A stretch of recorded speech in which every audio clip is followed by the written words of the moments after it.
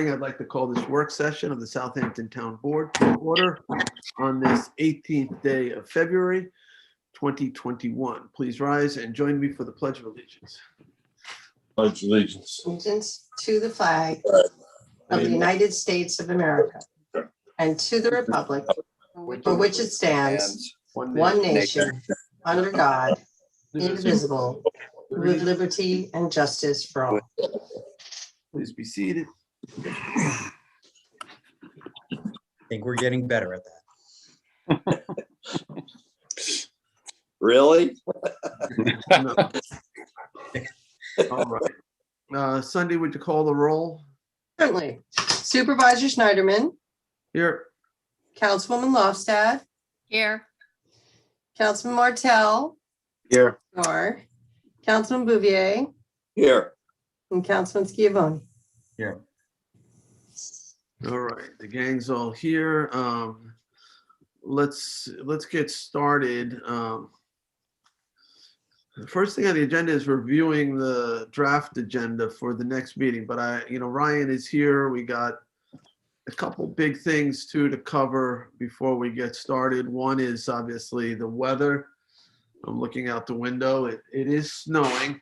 Ryan and I conferred quite a bit last night about this morning, and we figured we'd make a decision. We expected the snow to start around 9 a.m., which it did, and start light, and then we'd sort of gauge things and make a decision whether we're going to close things early or not, depending on road conditions and consultation with highway and police. So we haven't made that decision yet.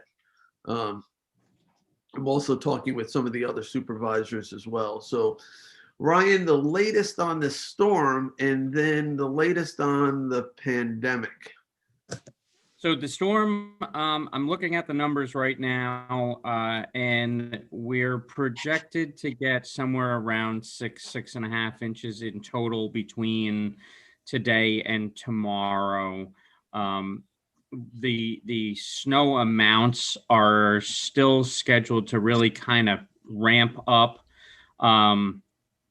After 11 o'clock, we could start seeing about 1/4 inch per hour. But as we get up towards, 2 p.m. and for the next few hours up until about 4 o'clock, we could see closer towards 3/4 inch per hour during that brief time period from 2 to 4. And then it should taper back off again to about 1/10 inch, or between, 1/10 and 2/10 inch per hour. So what we're probably the two big concerns that we have right now are the afternoon commute, and we can keep an eye on things, and if we have to try and do anything in terms of early shutdown or anything like that, we can consider that. And then of course the tomorrow morning, with people coming in and the movement of people around in the area tomorrow morning, because we will still see snow straight through till about 1 o'clock tomorrow, as per the current forecast.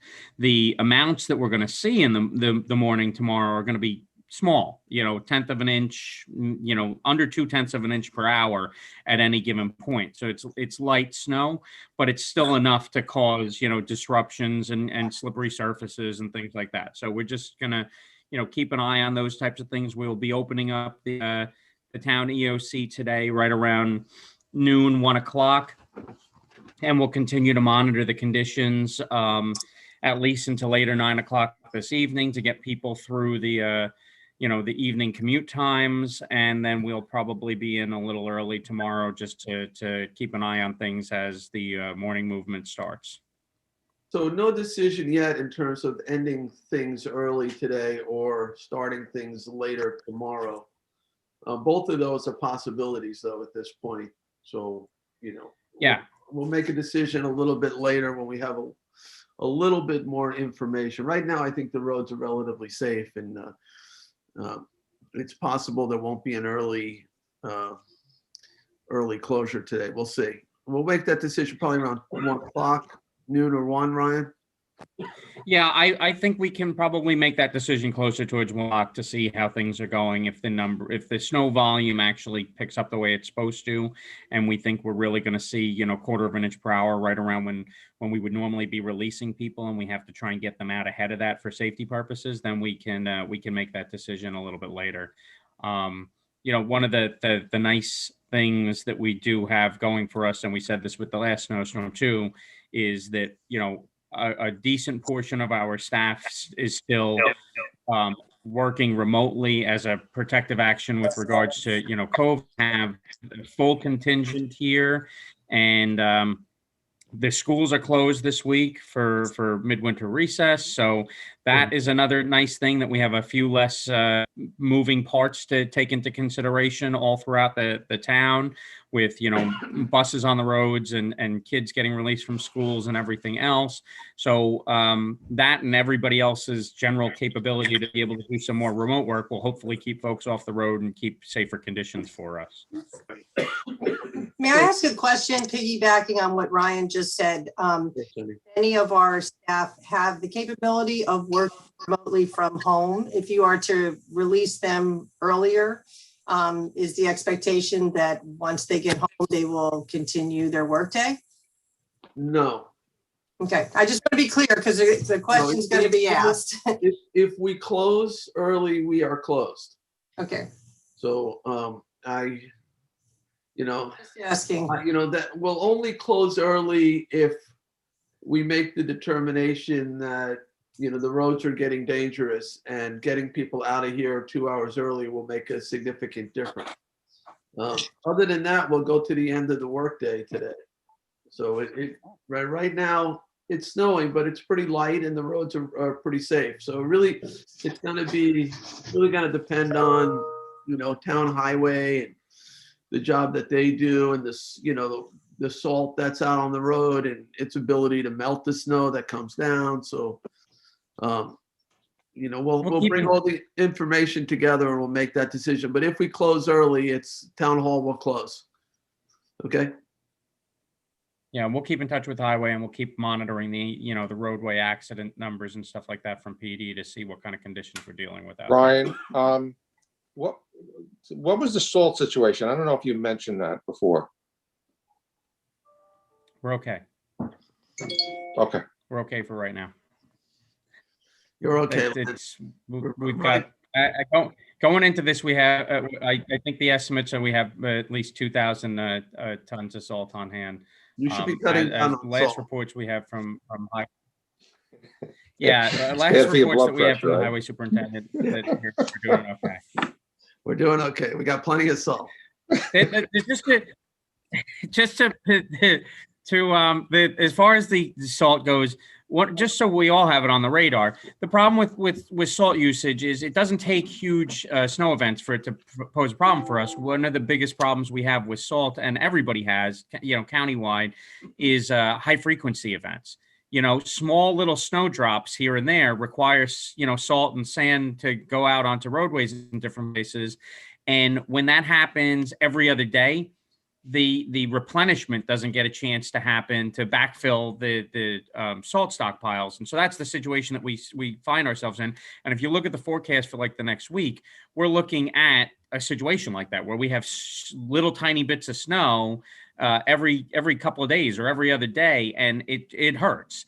You'd be better off if you had a few inches of snow one day, and then, 20 days later, you had a few inches of snow, because at least in the in-between, you could replenish that pile. So we just have to keep an eye on it. That's all. Did they work out the issue with the bridges and the bringing salt across? I don't know that there was much of an issue to work out with the bridges there. Okay. I think Well, it's in today's Newsday. If you read, there's a whole article on that in Newsday today. Yeah, there's an alternate route that goes over the GW bridge, but the salt supplier, the main salt supplier for our area, would prefer to use the BQE. And I think there are different choices that are made with regards to paying the rates to cross the GW versus paying the different things that get factored in there. All right. Thank you, Ryan. All right, let's switch topics and talk about the pandemic. So some new things going on there. So you want to fill us in? Yes. So our numbers are still going down. That's a good thing. We're under 5% positivity rate countywide right now. And because the numbers statewide and countywide continue to go down in terms of our spread rates, we're seeing that the state is taking steps to open up more things.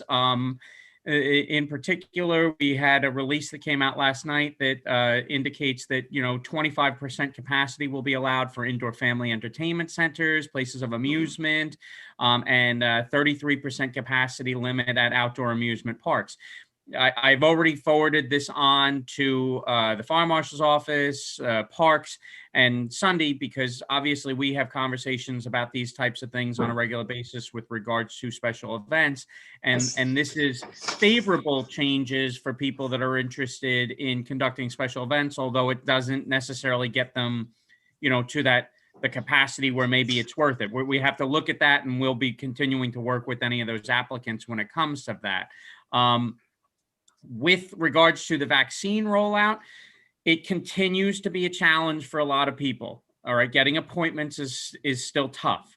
So just to say that right off the bat, what has happened though is that the 1A, the healthcare phase 1A people, that's hospital workers, EMTs, things like that, that level has kind of been fairly saturated at this point. Most of the people that wanted to get the shot in that category have gotten it, and a lot of the second doses have already gone out. So what the state is doing is they're reallocating the 1A doses from hospitals over towards county sites to try and vaccinate people with comorbidities. They're starting with municipal essential workers that have pre-existing conditions, underlying conditions, all right? And there's a whole list of those. It ranges from anything from cancer to intellectual disabilities to pulmonary disabilities to high blood pressure. So it's a broad kind of spectrum of different things that do fall into that category. And those folks that qualify with underlying conditions or pre-existing conditions should begin to be able to gain access to some vaccine doses way of pharmacies, but the county is going to start rolling out those doses to essential municipal workers that have pre-existing or underlying conditions at a distribution location that they've identified in Central Suffolk area. This is good because we have a lot of folks that are eligible and do qualify from our essential municipal staff that's been out there interacting with the public on a regular basis throughout the pandemic and have some pre-existing health conditions that they're concerned with. So we're happy that we're going to be able to hopefully start to get them put into a position where they have a better safety and comfort level in conducting those interactions because they've been vaccinated. The estimate is about 2,600 doses a week are being shifted from hospitals to this pre-existing condition rollout. And some of that may start to also get shifted towards some of the pharmacies and things like that too. We shall see. And also, we continue to hear from the federal government that they expect to have more doses available and getting pushed out to the public sooner than later. So there's a combination of different things here. All in all, I think the general public is still experiencing tremendous difficulties in trying to gain appointments. All right, we can talk about these things as positive changes. I don't think a lot of people are seeing and feeling those positive changes yet. So obviously, continued patience and persistence with trying to get appointments is going to be necessary for right now. But hopefully, we'll see some of the vaccine availability shift toward the pharmacy availability. It's important to go on and check, the websites and things like that for some of these different pharmacies. We've gotten a lot of calls from people with regards to one of the major chain pharmacies that has a couple of locations within the town of Southampton, because they're showing up there to try and get vaccines or try and get appointments, but they have to be pre-booked and they're only doing 20 per day. And there's a lot of constraints on it. There's a supply constraint still. And then the pharmacies are still charged by the state of New York with the task of trying to vaccinate the 65 and over population. That's their focus group. The municipal vaccination sites run by the state and county are supposed to be vaccinating 1B essential employees that are identified in that category, whose jobs fall into that category, the different categories of the phase 1B. So the pharmacies are not really allowed to deviate from that charge area too much. At the same time, we still have these pop-ups that are coming up in the community, targeting certain, demographic groups or certain areas that the state or county believes are, underserved areas. And those are being done very kind of quietly and quickly. There's not a lot of information getting out about it. And the information goes out to, maybe just the congregation of a particular church or something of that effect. So, people hear about it, but they don't have access to it. And that's frustrating to a lot of people as well. And we've asked for more information on those from the state and county. A lot of those pop-up sites are state-sponsored sites, and they're reticent to give us too much information on it because you're only talking, maybe a couple hundred doses, and they don't want people just crashing the site trying to show up and get doses when there's a very, very, very limited supply. Maybe a lot of that stuff sounds confusing, wrong, weird, whatever. But that's the information that we have right now to share. And I'm not saying that it's the right way to roll out or anything like that. We're just making people aware of what this rollout looks like right now, based on the information that we have and whatever's within our control. All right, thank you, Ryan. Just on the numbers, just to give a little perspective. So about 2 weeks ago, the town of Southampton was averaging about 50 cases a day, something in that range, 50, maybe 55. The last few days, the average has been around 13, 12, 13, something in that. So it's gone down quite a bit. And it's sort of spread throughout the town, a little bit more concentrated toward Riverside. Riverhead is not going down as fast as the town of Southampton has been going down, but it is good news to see the numbers dropping. Hopefully we'll see the hospitalization numbers reflect that drop.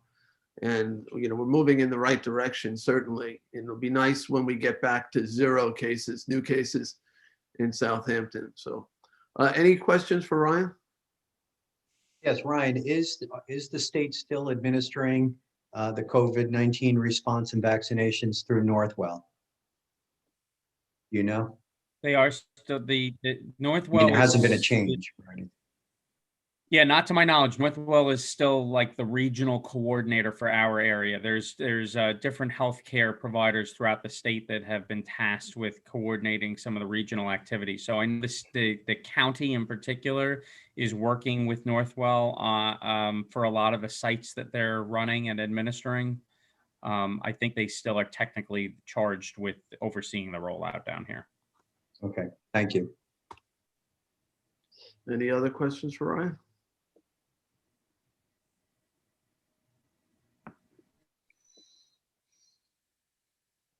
Anyone? All right, thank you, Ryan.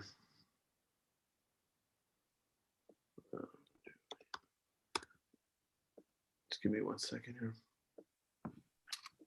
Okay, so let's, I guess we'll go to the reviewing of the draft agenda. There's other things we'll talk about. I don't have an update section on the agenda, but I do want to update you guys after we review the agenda on a couple things. So let's go to the draft agenda for the February 23rd meeting.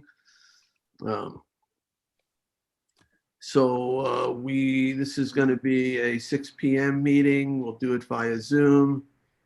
And we have some public hearings, a total of 8 of them. The first is considering amending the Chapter 140 Community Preservation Fund to update the Town of Southampton Community Preservation Project Plan.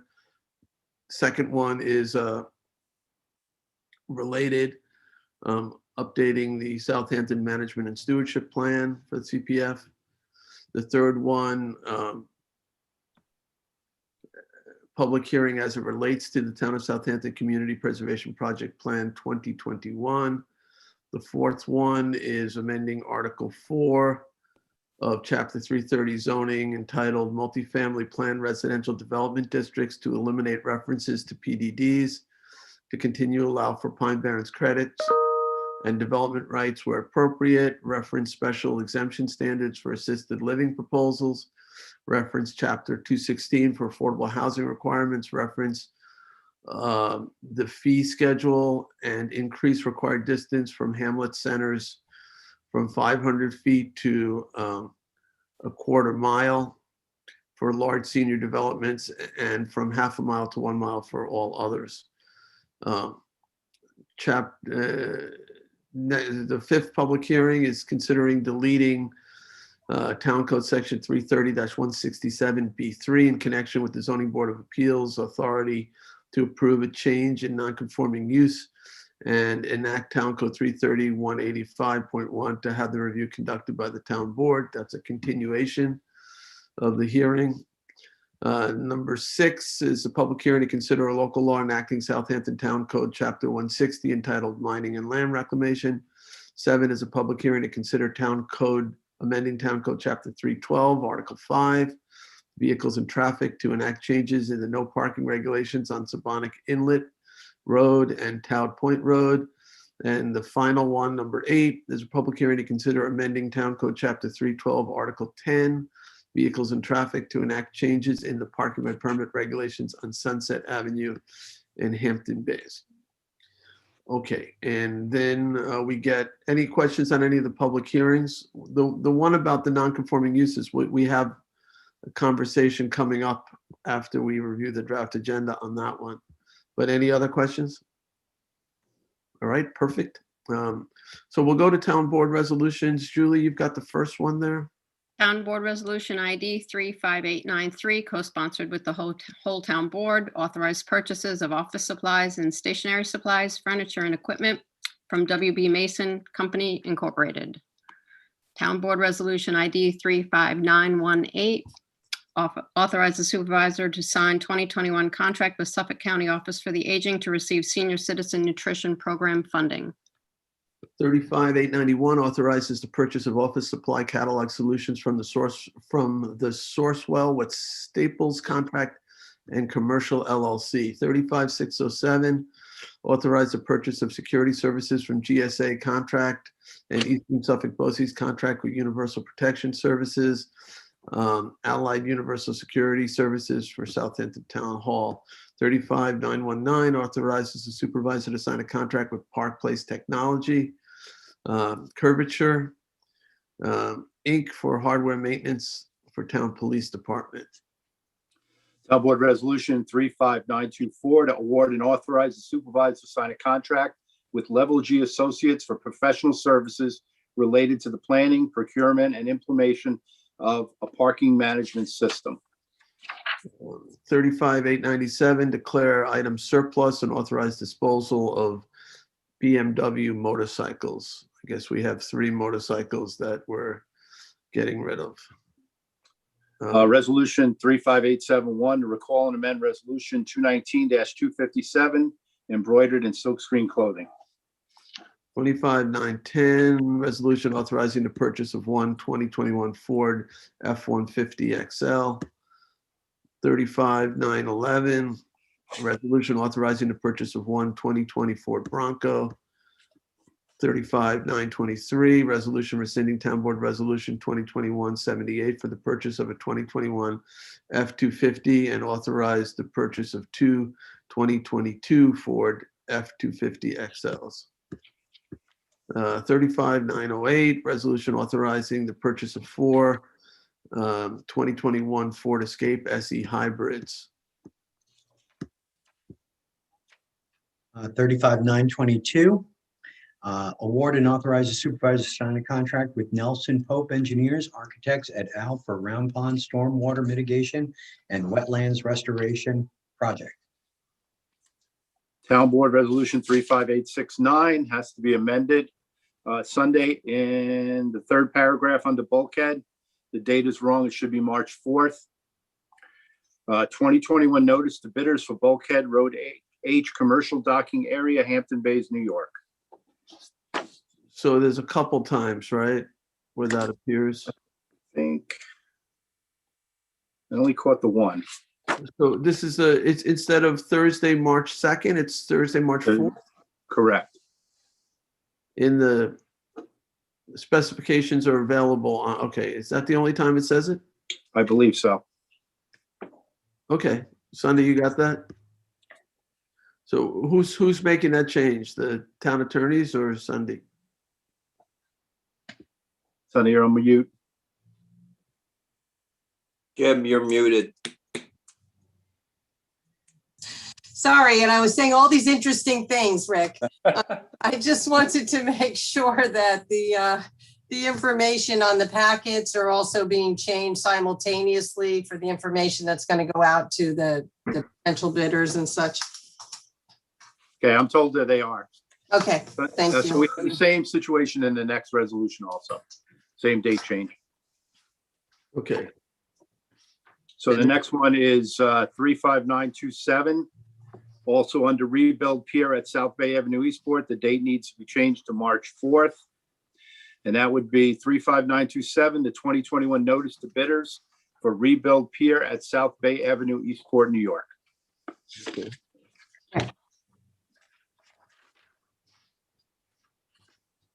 the next one you got, Rick. Okay. Town Board Resolution 35925, the 2021 notice to bidders for requirements contract for drainage construction. And that's correct, the date, right? That one's correct, yes. All right. 35920, 2021 notice to bidders for tree and stump removal. All right, I think the next is mine. 35901 amends the 2020 budget for various departments. 35882 establishes new cost center community response unit. 35826 appoints the Ag Advisory Committee for 2021. 35913 authorizes the town attorney to reimburse NYMER for a claim paid. 35932 authorizes the town attorney to commence legal action to recover the damages as a result of a water main break at the Ponquag Bridge, Hampton Bays, New York. Boy, it seems like long ago at this point. Do you guys remember that? Yeah. That, we believe very strongly that, the damage caused to that pipe, which cost us around $400,000 to fix. And when I say us, I really mean the Hampton Bays Water District. We really believe that that was caused by an outgoing county contracted dredge. And I've actually supplied the town attorney with an interesting aerial photograph that seems to support exactly that allegation. So, we're going to try to put in the insurance claim, right, Jim? What's the status on that? And Yes, we filed the necessary notice of claim months back as required. And there's what they call a 50H scheduled where, since the county's involved, it's really more the contractor. And so we're hoping that after the 50H, we'll be able to resolve it with the contractor's insurance company, but we'll take it from there. But to preserve the town's rights, we are going to file the summons and complaint as well. all right. So we're certainly hoping to reclaim that money for the people of Hampton Bays. All right, 35931 release performance bond. Oh, sorry, this is John's resolution is the next one.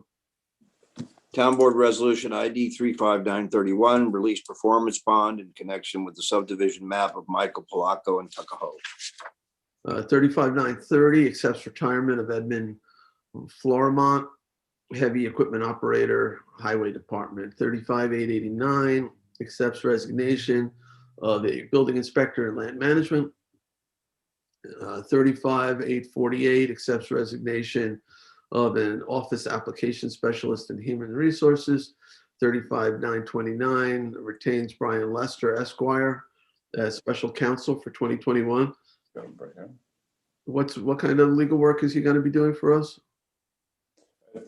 I believe that's a personnel issue. He's serving as a mediator in a. Okay, employee disciplinary hearing. Okay. Yes, exactly. Yeah. All right, 35,892 is notice of public hearing to consider acquiring lands, acquisition of lands of Island Creek Properties LLC, Calneck Holdings LLC, and Gerrymander Holdings, really? Nice. LLC, North Sea, and amend the CPF management and stewardship plan to include properties. Gerrymander, was that named after somebody? I think a Tommy John Scavone question. Yeah, right. The term gerrymander. Gerrymandering comes from a politician in Boston, Is it really? mid 1800s. Was his name Jerry or Gerrymander? I forget. But that's where it came from. I think it was like some reference to some of these one of the early districts was so convoluted, it looked like a salamander or something. Right. The move to get their voters, right, to get the. Right, so they draw called the it district a line to capture as a much support as gerrymander, possible. something, yeah. Yeah, but this property, as you know, is as you may recall, is a number of properties up in the North Sea area that we're very excited about purchasing. So. Yes, okay, I remember you. Yeah. Unusual name, Gerrymander Holdings. Yeah. Okay, 35,350, authorized acquisition of land. Supervisor, if I could, before we get up, Sure. Governor Elbridge Gerry of Massachusetts. Oh, there you go. We still have those salamander-like districts, especially in our congressional. Is that, did you just get Around that the from Wikipedia? You looked it up? Well, and the definition says manipulate the boundaries of an electoral constituency so as to favor one party or class. Yes. And some of the districts are so crazy in terms of how they're designed to wrap into certain communities and capture certain population. Yeah, I'm hoping that becomes a thing of the past. But With surgical precision.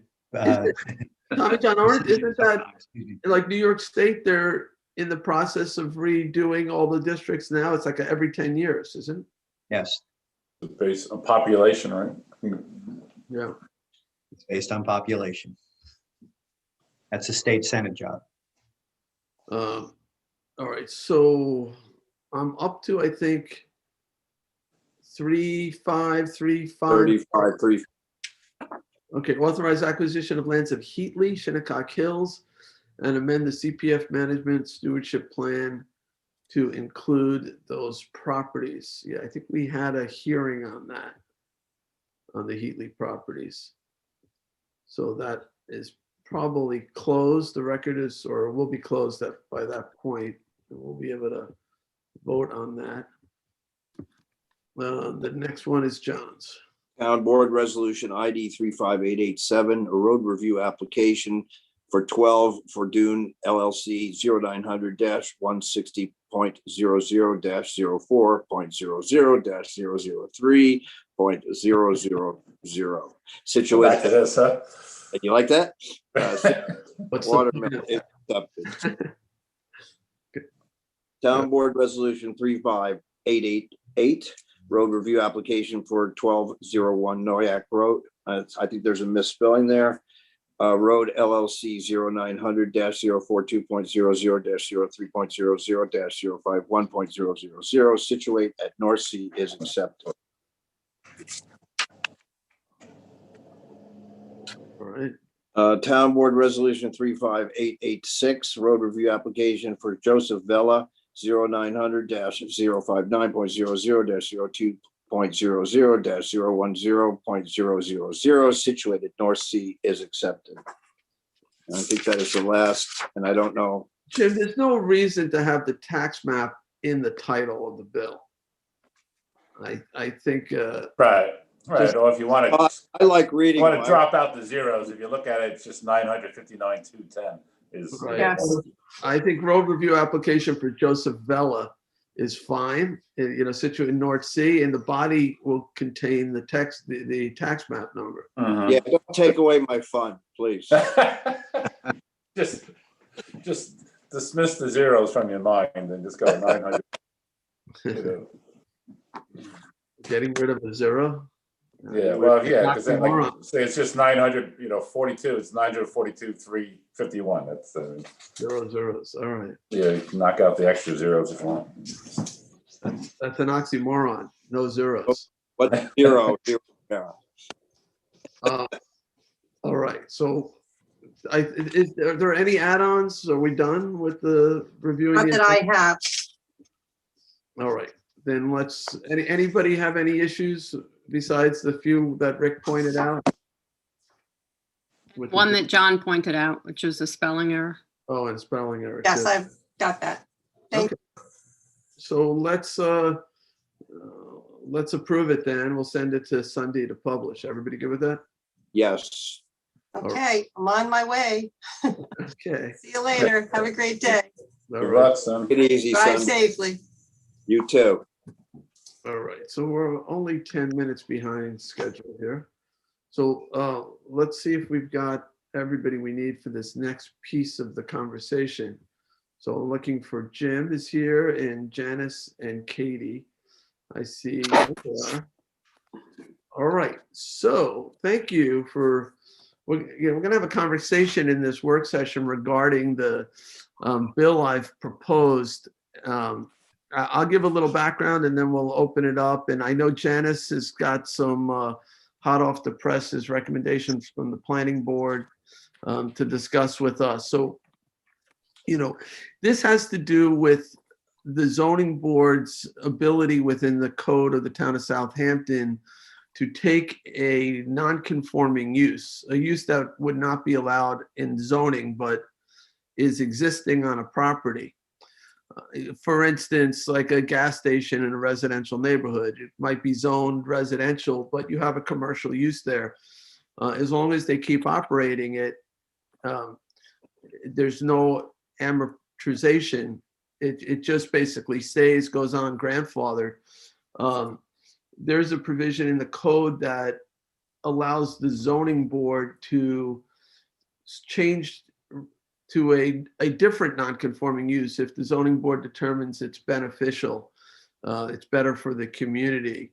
Normally non-conforming uses, when they stop operating, eventually would go to conforming uses, right? They would, if it's a residentially zoned property, it would eventually become houses, whatever the zoning allowed, one house, two house, whatever the density is. The town of Southampton has a somewhat unique provision, though we're finding that there's a couple other areas locally that have it or something similar that allows a different use that's not allowed under zoning to occur if the zoning board feels it's a better use. And it's been used a number of times in the town of Southampton. It struck me as somebody who served on a zoning board and served on two different town boards that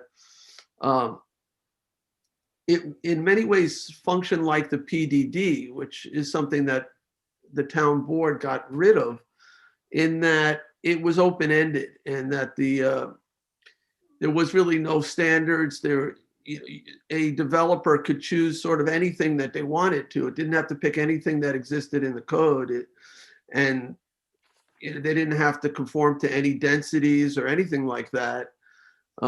If a property could have one house developed where, let's say, a junkyard was, they could propose a 100-unit apartment. There was really no limits. Could be any type of use, something completely out of the code, and it struck me as like a wild card. And it didn't say it had to conform to the comprehensive plan. It didn't have to conform to zoning. And, typically, I looked at that as if it's like a change of zone, right? That, and in this case, I can't even tell you it's a change of zone because you could propose a category or a use that's not in any, not an allowable use in any zone. So I looked at it like a change of zone and said, well, which body is empowered to change zones? And my read of, the law is that that's something provided to the town board. though some can differ, that the zoning board typically, if you wanted to have a use that's, it becomes a permitted use that doesn't conform, you normally would go to get what's called a use variance. And they're not easy to get. You have to meet very high standards and really show that there's no other viable options for that property. So that's always been an option. Or you come to the town board for a change of zone, right? That's another option for you. So I looked at this and, there was a lot of controversy, obviously, around the Stehecki property where this tool is being proposed and you have a. These are pending applications, so I think we should just be talking about this, Yeah, in I don't terms of want to the talk code about the merits of it. There's a couple. Yeah, and of there's already been public hearings on this, so I think we really have to be careful with what we're talking about at the work session. Right. I'm just saying what sort of the genesis of thinking about which board ought to be reviewing it. And, that's sort of why I put this in, because I felt that the It zoning. meaning the law. Yeah, exactly. So that it seemed more appropriate in front of a town board. You have elected officials who are directly accountable to the public and making a decision.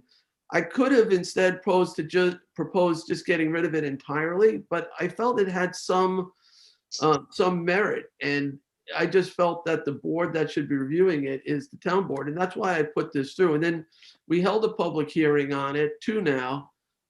Some concerns came up about whether some applications should be grandfathered. Maybe that's not the right word, but that should stay at the zoning board because there's a certain point in the process. So if the town board's going to take it over, that maybe we wouldn't take all of them over. There was also some, the head of the zoning board said that it should stay with the zoning board maybe, but with standards. And so there was a bunch of things, and I thought, let's have a work session to discuss sort of what the concerns are and figure out how to best proceed. And it did go to the planning board, and they did make some interesting recommendations. So maybe we'll, Janice, do you want to talk a little bit about the planning board's comments regarding the law? Sure, thank you. Good morning, everybody. Yes, we spent 2 sessions at the planning board talking this over, and they're very familiar, obviously, with this provision. They oftentimes request lead agency because they end up reviewing the site plan. So an application from one non-conforming to another at the ZBA actually very often ends up the planning board is the lead agency on the SECRA review, because that action would facilitate, the site plan or whatever it is, the ends of that approval. So in the referral resolution that you got yesterday, they talked about, basically they agreed with the notion that, it's kind of vague. It could be anything, as the supervisor was just explaining. They said, it's something where you might want to also, if you take over that review power, you might want to enact standards for yourselves. So you're not, caught in the same vagary that the ZBA is. But it's a little different, but I would say, because you are accustomed to reviewing zoning changes, and you also, as a board, are always looking to the comprehensive plan to sort of connect the circumstances of the zoning code to the comp plan. So I think you're more versed in that as you should be. Janice, isn't sort of the basis of zoning to preserve community character and provide predictability? Absolutely. Right. It has to, any zoning has to be undertaken in accordance with a well-considered plan, which is your comprehensive plan. So therefore, that's, zoning laws have to be that's why we always end up like, spot zoning or this and that. We really need to understand things in a whole picture fashion, kind of for the betterment of an entire community, instead of just, property by property. So yes, those requirements are always in the forefront of your legislative process.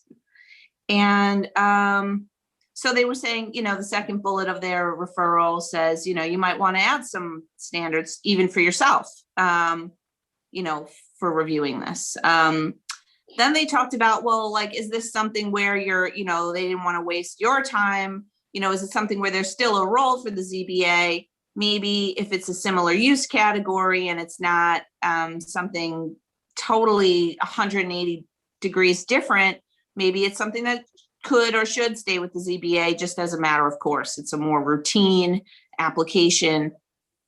They were just kicking that around as, is there a threshold that you might want to consider? Like, give us okay, the density or the intensity is so different in the one use versus the other that this is really a zone change. You got to go to the town board. Like, would somebody make that assessment?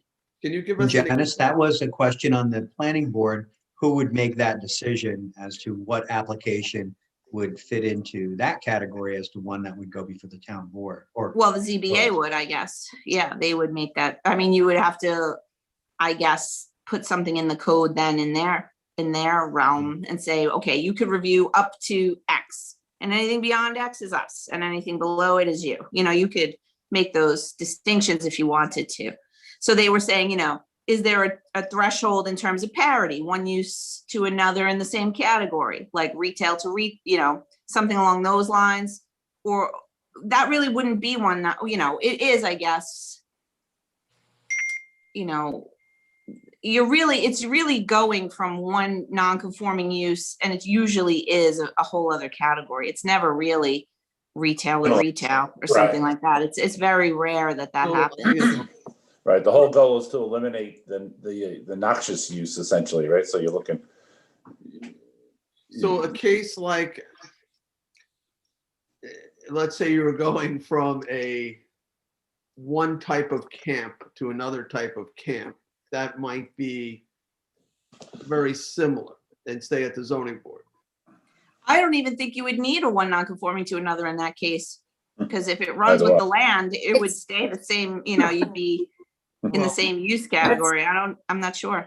Okay, well, there was one like that, so be careful. Yeah, something along those lines. So, yeah. They were saying, do you want to think about thresholds? That was their basic point was, if it's above X, then it goes to zone change world. And if it's not, then maybe it stays. And they're just trying to think this through in those ways. They were also saying that maybe when it comes to like an abandonment inquiry, is the use really abandoned? There was, I think, a case where there was a use that was associated with the parcel from like 20 years ago that was no longer, that someone was able to argue they could still go from that non-conforming use to another non-conforming use. And that was something that they thought, where does that belong in all this? Like some old non-conforming use that we would like to see considered abandoned or not existing anymore. And Katie, you might have some thoughts on that. But they were talking about like this abandonment, this sense of abandonment and what that really means, because we're always trying to move toward conformity. And if you're going by a use from 20 years ago, that's not even there. What are we talking about? Are you technically abandoned after 3 years? Right? Yeah, abandonment can be, as you know, can be very tricky. What constitutes an abandonment? The courts are generally very liberal when they're interpreting whether some property has continued or not. Abandonment sometimes can be somebody just tending to the property for a very small part of a year, a couple of days here or there. And it really shows, sometimes it goes into an intent. So the abandonment is very tricky test, in my experiences and the case laws that I've read throughout the years. But the building inspector is the one who determines if the use is abandoned. And that's subject to appeal at the zoning board level and then into the courts. So they were trying to say that that shouldn't be with the building inspector, that inquiry should be at the ZBA level. The determination, no, I disagree. Somebody has to go there. If something is grandfathered, the building inspector has to inspect it. He's got to look at whatever, the age of the wood, when it was constructed. I mean, there's so many considerations. I think that goes on, the building inspector decides whether it's abandoned or not. The ZBA, that can be challenged. Somebody can challenge that to the ZBA. And then if they're not happy, then they can still go to, the New York State Supreme Court with it, through an Article 78. That's the process for that. Right. They were questioning that process is what the nature of that comment is. That's the law. That's the way it works. Sorry.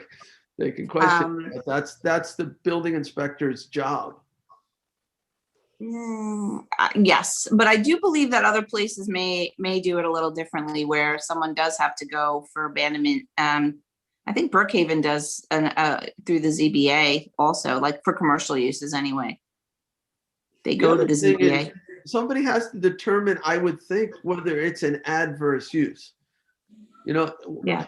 Because if somebody has a use, let's just use the example, you're in a neighborhood and there's this little market.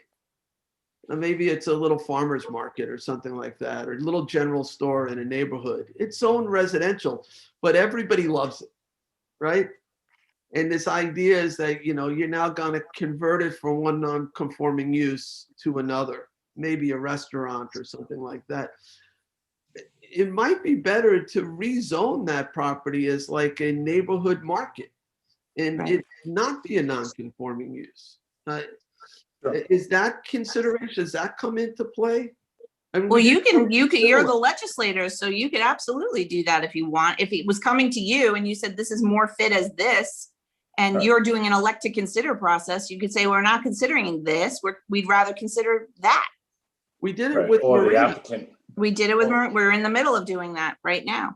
Right, Right. didn't we take the neighborhood marinas and say, you are now conforming, you're permitted as long as you're pre-existing? That's right. Yep. We've done that already, right? That's done. And now you're looking at another classification for rezoning instead of RWB to like M Marina Light or something, which we're trying to come to agreement on what the code says on that with the community. But yeah, instead of, you'll consider it on parallel tracks, but you might want to go with a different category altogether. And that's within your purview. So it would, RWB light basically would be, doesn't allow like the hotels and restaurants? Right. Okay, But allows for the marinas and an office and storage and the other things that may be appropriate. What was the original intent of the marine, residential marina? So it's about the original intent of why that was. The established. original intent was we didn't want them to go away and be Right. considered non-conforming. So you made them where lawfully existing, it was a P instead of an X. So there's no question. And that was because in the coastal water protection plan, we didn't want to see these marinas that come through this code that you're talking about and say, we were a non-conforming marina and now we want, 100 condos. And that was the real point. That was it's stated in that plan that may be something that happens and that should not be, that's not what the comp plan says or any other plan for that matter for the town of Southampton. So that was seen as, we got to change that. And so you did.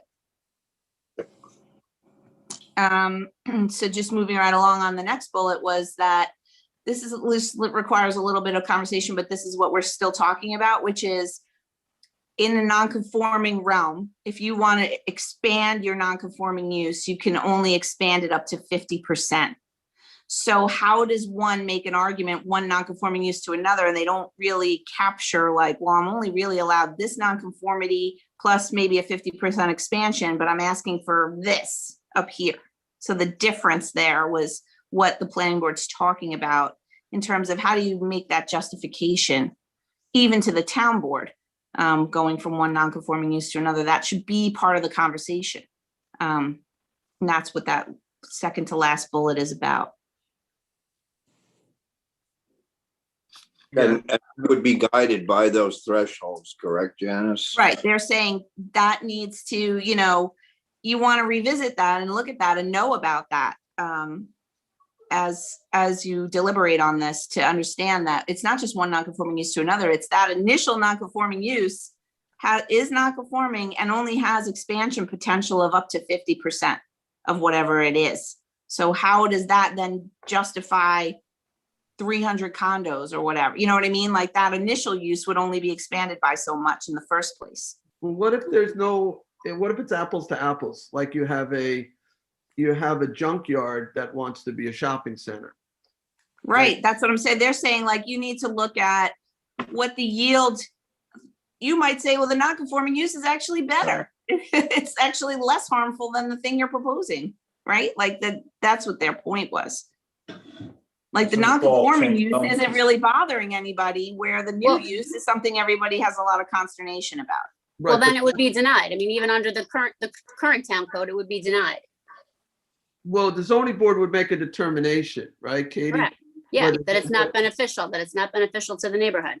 But right now, they have no standards for making that determination, right? Right, Well, and so in the consideration of those standards is that's that comment is like, think about that as part of this whole mix. And that's really the So gist. if the zoning board, the 7-member zoning board feels that this is more beneficial, then it's more beneficial currently. Sure. And that's a standard, that Yeah. one standard, whether Well, it's in addition beneficial. to the Well, look- 5-part test that's set forth in New York State Town Law and the Town Code. Right, the typical Osgood versus Sasso. You say test. that again? You broke up. I didn't hear you. Oh, when the ZBA considers these applications to change from one non-conforming use to another, they also consider the standards that are set forth in town law and the town code, that it's the least amount of relief required. They've considered all alternatives. It's not substantial. And then they land on it's beneficial to the neighborhood or whether it's beneficial to the neighborhood. So Janice was giving the example of whether the existing non-conforming use is better than the proposed use, and that could be a finding. And then then the application would be denied. Okay, thank you. Can I ask about the permanency of these zoning board decisions as well? Because this has gotten confusing. I think at the hearing, somebody says, oh, no, the new use is still a non-conforming use and subject to abandonment.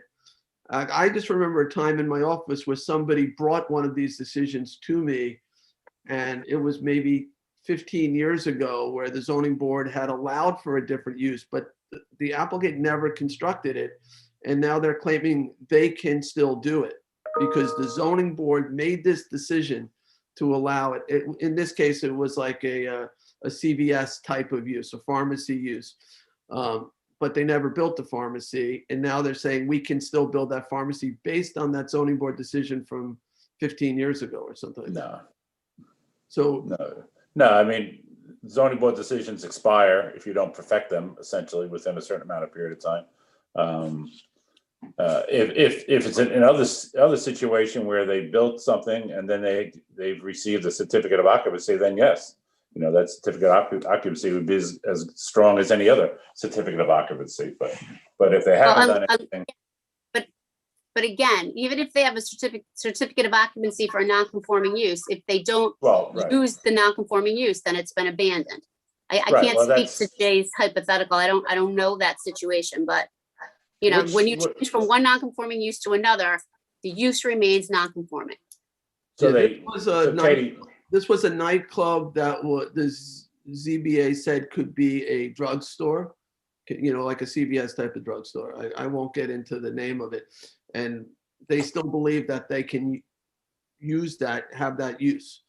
I don't know. It was a long time ago. So And Katie, just so when they issue the new certificate based on this approval from one non-conforming use to the other, they issue still a non-conforming use certificate, like a certificate of zoning compliance as opposed to a CO, or is it? No, it's a CO. It's a CO. They are on a I CO. think it's a CO, then it's solid. Well, if there's something that we should be doing that we're not, we need to know that. Like if it's a different type of certificate that should be Yeah, I issued in mean- those cases, we need to know that. Do we do that in other situations when we recognize a non-conforming use? No, it's just I what, know. the CO just designates the use, and whether or not that use is allowed in that zoning category is what makes it non-conforming or We not. don't have different certificates issued because We could I never even heard of the idea that that's Sure. Well, you brought A up distinction. Brookhaven. We did in Brookhaven, if we recognized it was a non-conforming, they'd issue a certificate of zoning compliance, which was, it's essentially a CO for that structure, but it's a little bit different. It's still, it's recognized that it's a legal non-conforming use as opposed to a zoning complying use essentially. And it's, if you have a certificate of occupancy, that's not subject to the abandonment procedure, whereas if you have a certificate of zoning compliance, it would be subject to the abandonment. Issue. But a certificate of occupancy is subject to abandonment as well. But not if it's a legally, No, use it's complying in the Katie's code. right, Jim. You can have a CO for a gas station in a residential neighborhood and it's still. No, I'm saying, I agree. If it's in if the use is not conforming to the zoning, I agree, yeah. Right. But you could make it conforming to the zone like we did with marinas. Correct. You could completely change the zone, make it. You can, yeah. And that's where we put instead of an X, we put a P and we said lawfully existing prior to the adoption of this chapter or whatever. And that's where we put the Yeah. P. That's why, going back to saying, I've seen in other jurisdictions issue, instead of a full certificate of occupancy for a use that's, if the use is complying in the zoning code, then it gets a full CO. If the use is not complying then it gets a certificate of zoning compliance, or a certificate of existing use, essentially. It depends. I think that's interchangeable, but so it allows you that you have the legal non-conforming use of that property. So it's legal, but it is subject to the I mean, we can put abandonment on a CO and say non-conforming, Yeah. Yeah, it's a little use. box. We It could just add says- that in there. Sure, the box in Brookhaven would say certificate on top, and it's a certificate of, and it's I do, one of the check I think, would be existing use, and but I think we need to circle back to the amendment that's before the board. Because, I know we're going through the planning board recommendations, but the amendment before the board is whether or not you want to take this authority away from the zoning board and give it to the town board. And if so, do you want to add any more standards? So if you want to change that, we're going to need another local law anyway. So I think at the very least, let's work through what we have in front of you. yeah, sure. No, we're just Yeah, part of so the conversation. That was basically the sum of all the planning board recommendations Right, no, we anyway, got it. was to think about all those ideas. This one piece isn't in the recommendations about determining whether the current use is adverse. Like if everybody loves the particular use out of property, if everybody thinks that shouldn't go away, we want that to be there forever, then maybe we need to look at the zoning and say, this should be a conforming use. The community loves this thing. Right, that's, sure. And use change your own powers, your legislative powers to change. So I think there might be, that the difference between like a neighborhood market versus a junkyard is huge, right? I think if you ask the neighborhood, they would want the market, but they wouldn't want the junkyard. But that's sort of baked into this code provision that every non-conforming use is a adverse use when it may not be.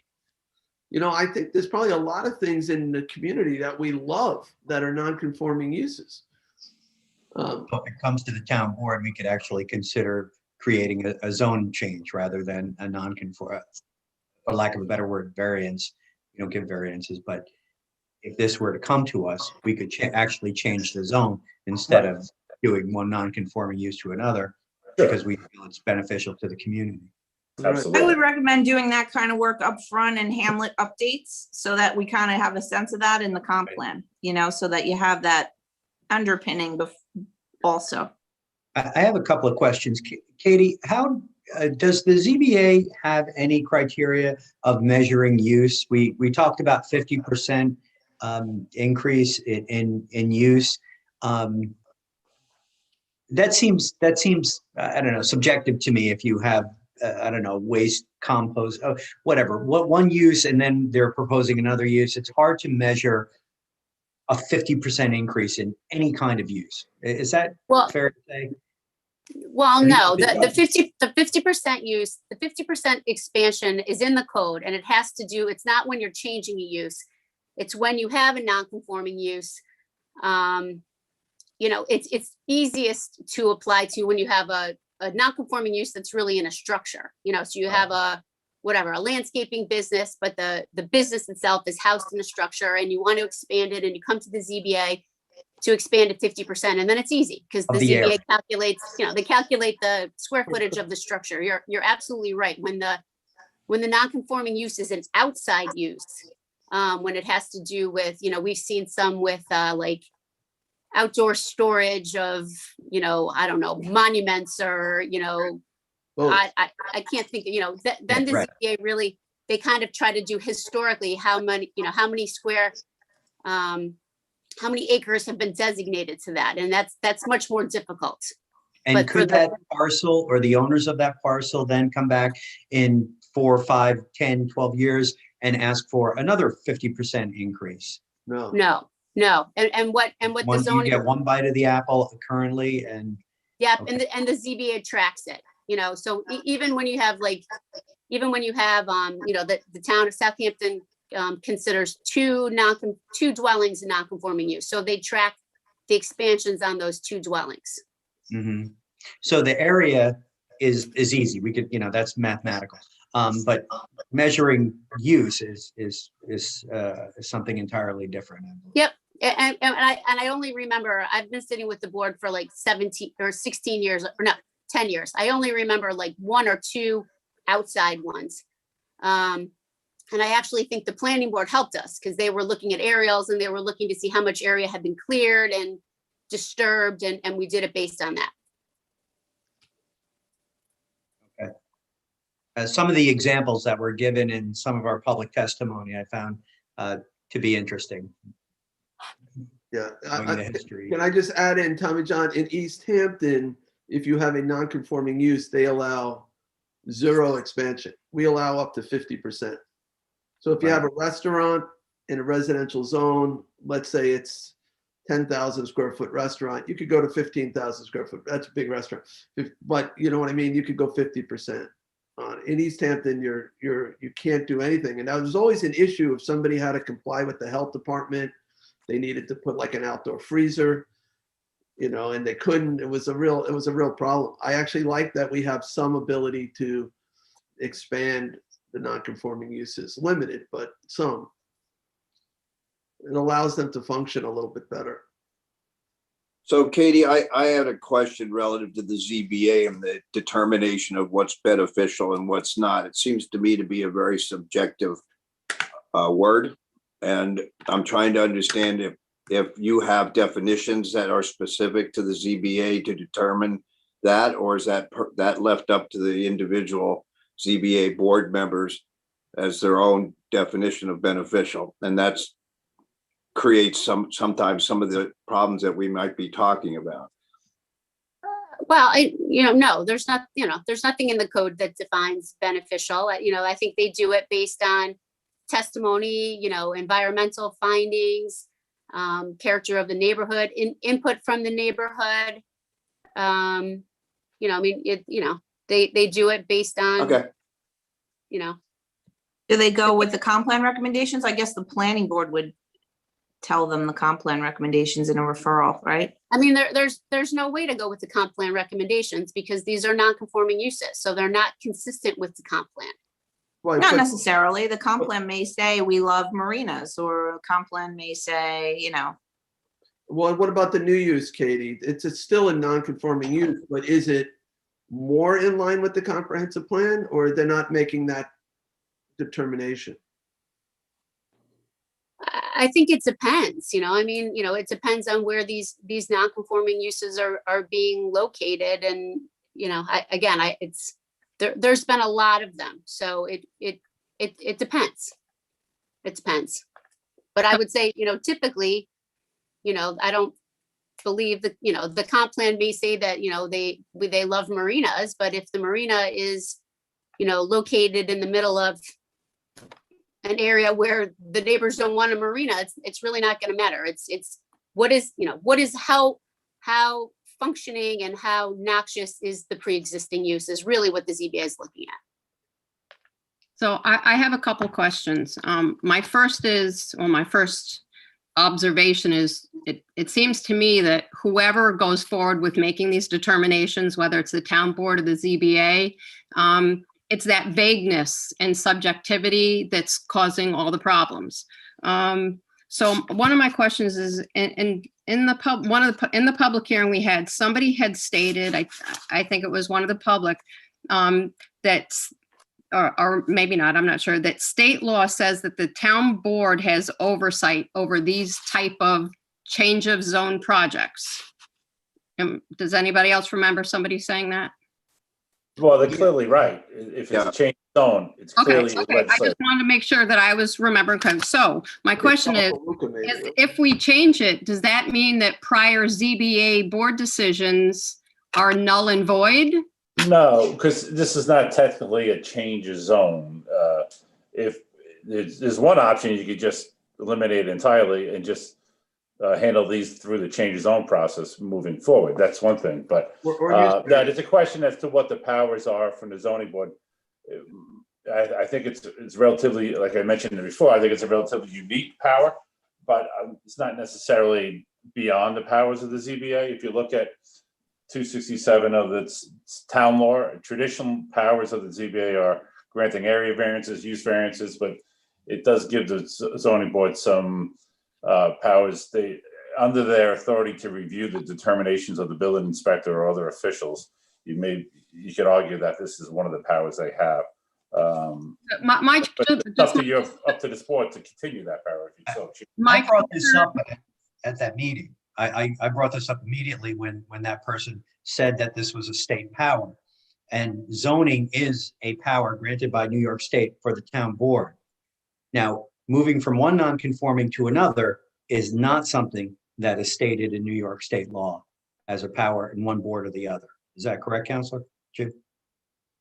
Yes, well, right. I believe that's what we're talking about, whether or not this is in state law, like who's. Right, it's not, I don't think there's anything specifically mentioned this. I think you can argue, if I was arguing for the ZBA, I could argue that this is a power that the zoning board has. Again, as I mentioned, I think it's a very unique power.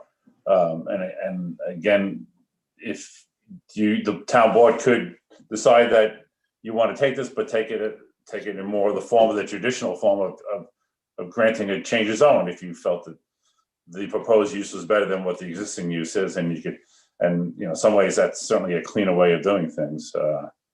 But that's obviously up to the board. What if the proposed use doesn't fall into any zone? Doesn't meet the standards of any zone? But then that's again, that would be something the board you'd want to consider. That do you want to have that? I guess we could include that proposed use. We could create a new zoning category. Sure. Right. You could change it. But then wouldn't we within this particular zoning category? Again, you need that comp plan then. You don't just make up zoning without those underpinnings, right? Sure. Obviously, right. I mean, it's the first thing that the courts would look at is they want the town board to be relying on something, and certainly if it's in conformance with a comp plan, that's certainly preferred way of doing it. Wouldn't it be seen potentially as a spot zone if we just simply rezone one property without looking at the other properties in the area? Sure. I mean, yeah. Well, that would be one of your considerations. It could be considered a spot zone, but then that would be in your review process. You're looking at it. I mean, obviously, if you're making the decision to consider a change of zone, you're looking at the impacts of the surrounding areas. But clearly, if it's something that's completely out of the ordinary for the area, it could be challenged as the spot zone. It's really kind of on a case-by-case basis. If we were changing the zone to allow a new use, it would also go through Suffolk County Planning Commission as well, right? And if they said they didn't like it, we would have to, if we wanted to still progress it, we'd have to override it with the supermajority. That's correct, yes. And they don't usually, they say whether or not it's regionally significant. That's really their role, is to be the arbiter of whether or not what the change is has a regional effect. And doesn't it? That's say why they either say it's a local determination because this is not going to have a regional impact, or it's a regional. Well, they have though. We saw it with the supermarket where they came in and said, yeah, at times they will suggest, conditions. If you were going to approve it, they put in suggested conditions, and then if the board, like Supervisor mentions there, if the board does not want to consider those conditions and does approve it, I think you would need the supermajority vote as well. All right. Well, So- right- Their review of that is really dependent on what they see as a wider regional impact, to Janice's point, right? I mean, they have their guidance and certain thresholds that they have to meet in order to make a determination as to whether it's local or, Right. local determination. Sure. Does the Absolutely. zoning board now route these things to Suffolk County Planning Commission? Good question. I think if it falls within the categories to be referred to, they would. Where they might need. It has to be like it's 500 feet from another jurisdiction, or it's within so many feet of a county road, or there's certain levels of. Near a body of reasons to water. submit Near spotted water. Yeah, so, and then they, if it's a lead agency situation where the planning board is lead agency and it's a type 1 action, then we always refer it to the county as part of that.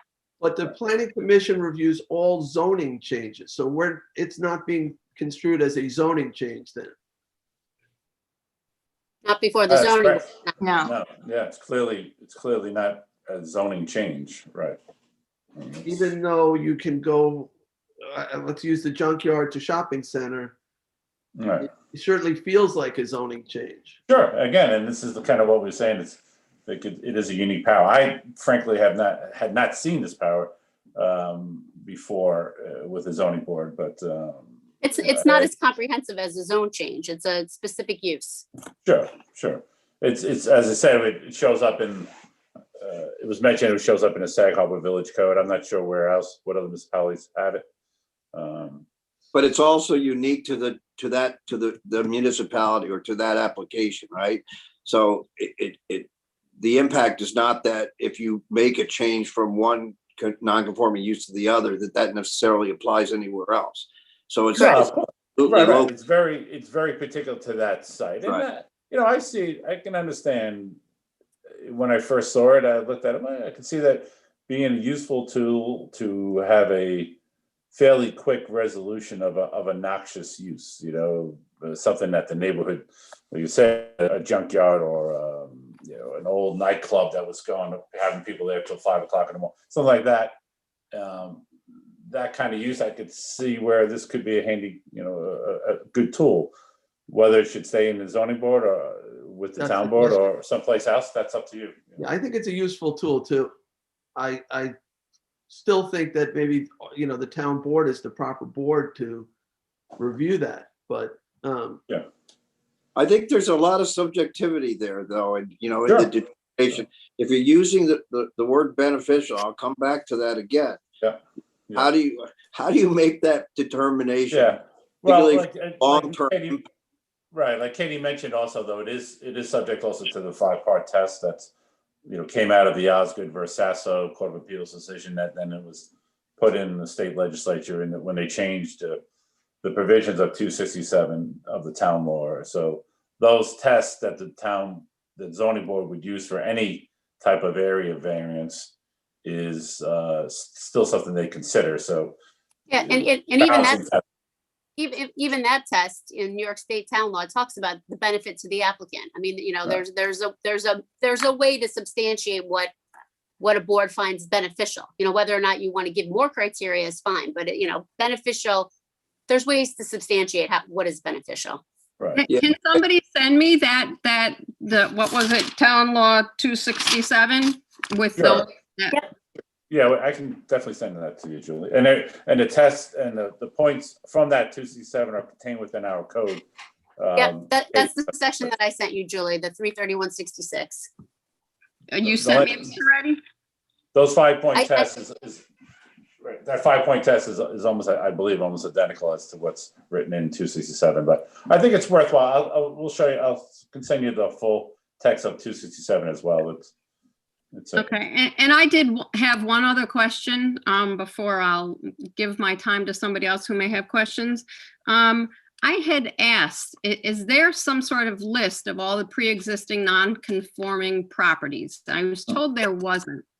And And I strongly feel that if we're making a decision on something like this, and just quite honestly, I think it would be good practice to know how many of those properties are within the town. That to me is an important piece of information. That's a very good point, Julie. I think it's a very good point. I don't mean, when know. you say pre-existing properties, that doesn't really, we would have to go through every CO of the town and figure out that whether or not it conforms to zoning, and they may never come before you. So it's not that we don't want to give it to you. It's just an extremely labor-intensive task that we don't have anybody to do at the moment, to go through every certificate of occupancy and see whether or not it's a non-conforming use, and then assume they're going to come in and change from one to another. So that's the only reason why it's not something that's readily available at the So moment. Janice, It's not by particularly, property, it's by use. I'm sorry. yeah, But Janice, particularly you have if to it's review in 58,000 by various- Dexter, the field, We'll right? talk. Yeah. So if, how are you gonna find that? I know that, when earlier on started to look at that there was, those determinations were made in the field by a building inspector. And it's not easy to find. I totally relate to that. And I agree with Julie. It'd be nice to have, but it's Sure. difficult to see that. Right. Oh, Tommy John was going to say something. Janice, this would require someone in town government to review each one of the 58,000 plus pieces of property to determine whether or not they conform with and what kind of variances they have on them. Yeah. Some yeah. variances might be non. So I mean, there's not, it could be a non-conforming use in a commercial zone. It could be a non-conforming use in a residential zone. There's a litany of different uses in every zone, other than residential. Residential belongs in residential, but you've got things that existed prior to zoning in residential zones. So I couldn't even get a list of all the ones that have come before the ZBA. Like that's, it hasn't been tracked in a way that's, moving forward. We're trying to create all the systems so that at a touch of a button, we can understand it, but we just aren't there yet. So it's just a little. And what we discussed earlier may be helpful where you have when you issue the certificate, you designate it as, an existing use, which would indicate that it's a non-conforming use. As Right, and opposed we to could certificate of check that occupancy. and govern, and then we can run a report and Yeah, say how many non-conforming exactly. uses. And yes, we moving toward this digital life, right. we could do that, Right. but going Right. back in the past is the real issue. Yeah, it was helpful to me when I worked for the other municipality to you could see that at a glance. And it wasn't a perfect system, but it certainly, sometimes you could look at the certificate, and if it was checked existing use, that was indication that it was a legal non-conforming use as opposed to a full complying certificate of Right. occupancy. Through this process, we've come to realize, like, the way the ZBA, the way we enter the variances, even if you wanted to know how many properties got an area variance from this standard, that's Right. not something we can easily know yet. Right. But will we? And through this process, we're actually trying to say, like, working with IT, how do I know every code section that needed a variance so I could then look by code? So when you go to change a code, you can say, this code required, this like 50,000 people asked for relief from this code. Maybe the code is the problem. You know what I Sure. mean? Right. It would yeah. be a good data And we point. have a We're working on it. tremendous. It's just that it's we have not, a trem- it's not as we have a easy as it tremendous sounds. So I we want have a tremendous IT department, so it's nice to utilize them. Right. Right now, they're trying to digitize everything. I couldn't even ask them for one more thing. They're They're so so wonderful. awesome, but I mean, They're- all the stuff they are. it's Yeah. really, there The are a best lot. department I've ever worked with, quite frankly. Yeah. But- I'm sure there are a lot of non-conforming uses out there, and there are probably some properties that are largely conforming, but maybe they have one thing that's not conforming about it. Maybe it's a house and it's got an apartment or something. That makes it non-conforming, but it's still residential. Or maybe they have a landscaping company operating there, but they've been doing it for the last 50 years, and so that's a really hard question, Julie, to try to figure out who could take advantage of this tool.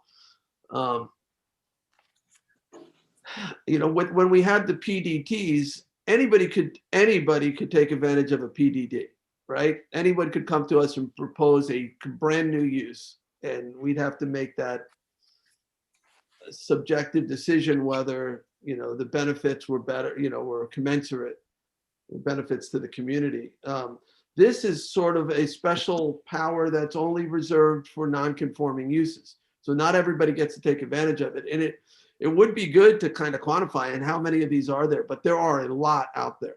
There's no question there are a lot of non-conforming uses, and I don't think we could probably give you that data. Here's sort of where I am. We have a number of options, right? We have the do nothing option. We don't pass this law and we leave things just the way they are. That's one thing. We could do the Adam Grossman option.